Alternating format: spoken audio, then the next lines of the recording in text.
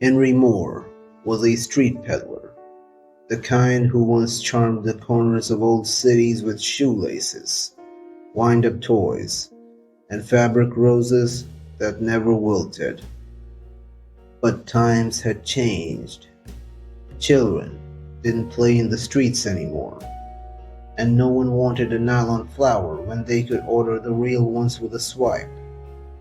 He was a relic of a fading world, living in a crumbling apartment in Newbridge Heights, scraping by selling trinkets to anyone who'd listen. Still, it had the charm, an old school twinkle, the kind that once sold dreams in a bottle. And then, on the hottest night of July, time ran out. He came while Henry was counting pennies by lamplight. A knock on the door. No footsteps in the hall. When Henry opened it, a tall man in a black wool suit stood outside. Immaculate, ageless, eyes the color of wet ash. "Mr. Henry Moore," he said, voice smooth and final. "It's time."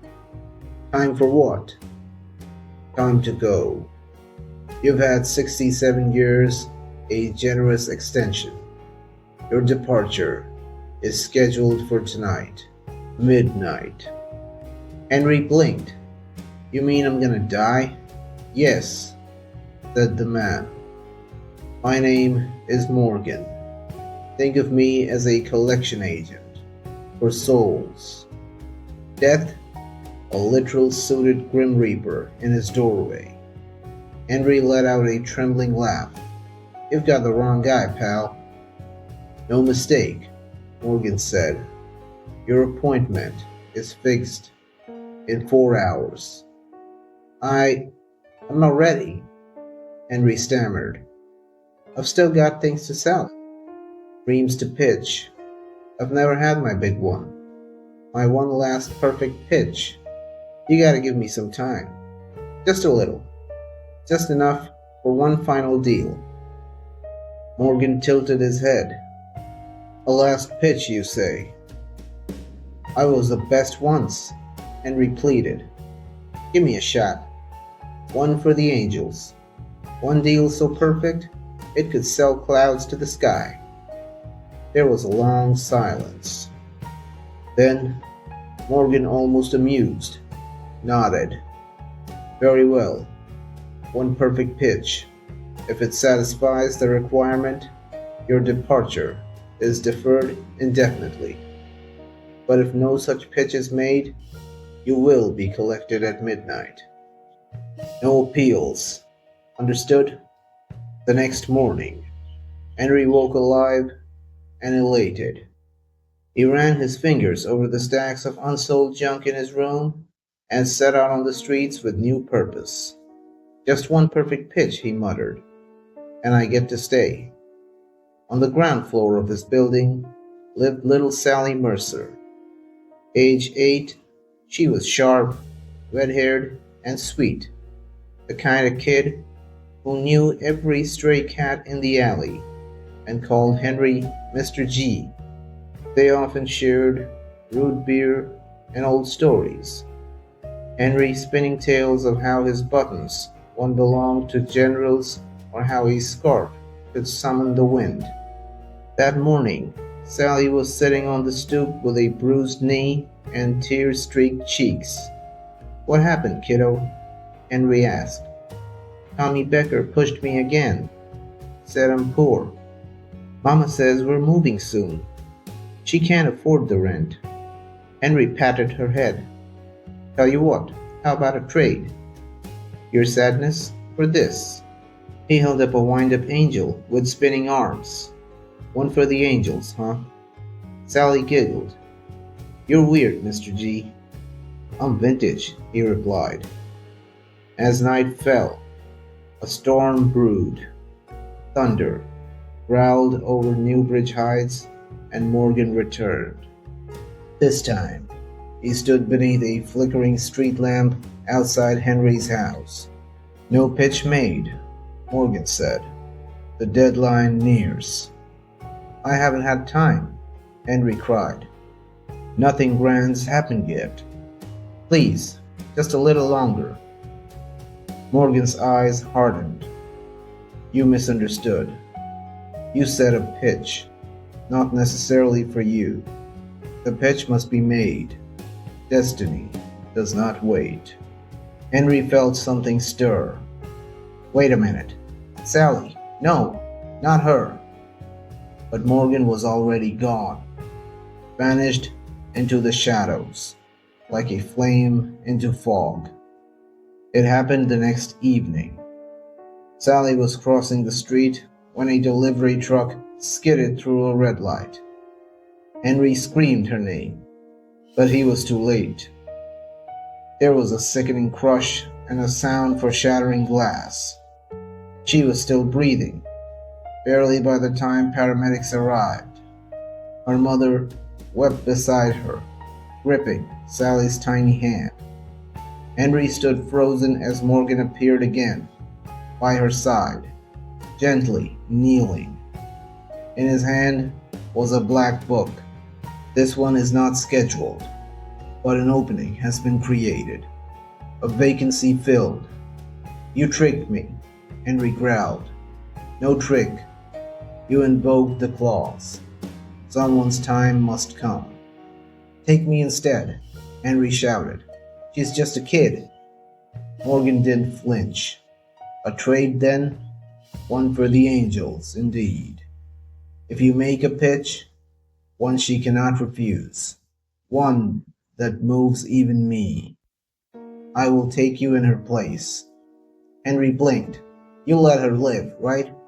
Morgan nodded once. But it must be tonight. You have until midnight.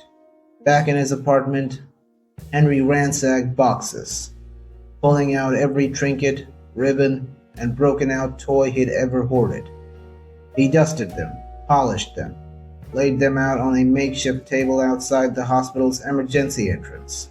Rain lashed the city, but Henry stood firm, trench coat soaked, face wild with determination.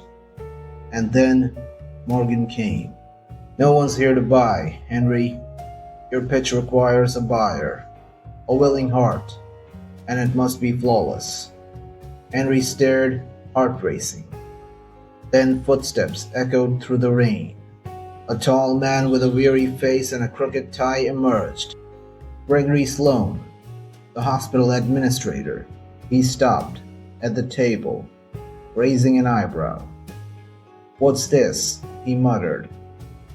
Hope, Henry whispered. Memories. A bit of joy wrapped in nostalgia. For you, good sir, a compass that only points to peace. He picked up a tiny brass compass and pressed it into Sloane's hand. For when the world spins too fast. Sloane hesitated, then smiled. You selling dreams, old man? No, Henry said, his voice shaking. I'm giving them away, but only if you buy something else. And suddenly, there were more people. Nurses on break, an off-duty cop, a shivering teen mom. Henry pitched to them all, words flowing like fire, like silk. For you, madam, a scarf woven from starlight. For the officer, a whistle from the wind itself. He spun stories, sold wonders, gave meaning to trash, and everyone wanted something. Even Morgan seemed to watch silently, as if some long-dead part of him remembered what it meant to feel. The final sale was a music box that played only once, soft, lullaby-like. To soothe the dying girl's dreams, Henry whispered. Morgan stepped forward. It is done. Inside the hospital, Sally stirred. Her eyes fluttered open. Her breathing strengthened. A doctor gasped, vitals stabilizing. Someone cried. Outside, Henry smiled, tears streaming. Morgan placed a hand on Henry's shoulder. Are you ready? Henry looked at the crowd, at the music box still playing in the nurse's hand. I've made my pitch, he said. It was for her, but maybe it was for all of them too. Morgan nodded. You sold the intangible. You've earned your place. Henry looked at the sky. Will it hurt? No, Morgan whispered. Not this time. The rain stopped. Henry collapsed, eyes wide open, smile frozen on his face.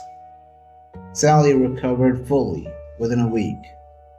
No one ever forgot the strange night when an old peddler stood in the rain and gave them magic. No one could find the man again, and his apartment stood empty, like no one had lived there in years. But sometimes, when the wind howls through the alley, you can still hear a faint voice, one for the angels, one last pitch, and maybe, just maybe, somewhere between this world and the next, Henry Moore walks a cobbled street, selling impossible things to forgotten souls, whispers for the damned. If you enjoyed the video, like and share the video and subscribe the channel. Thanks for watching, and I'll catch you in the next one.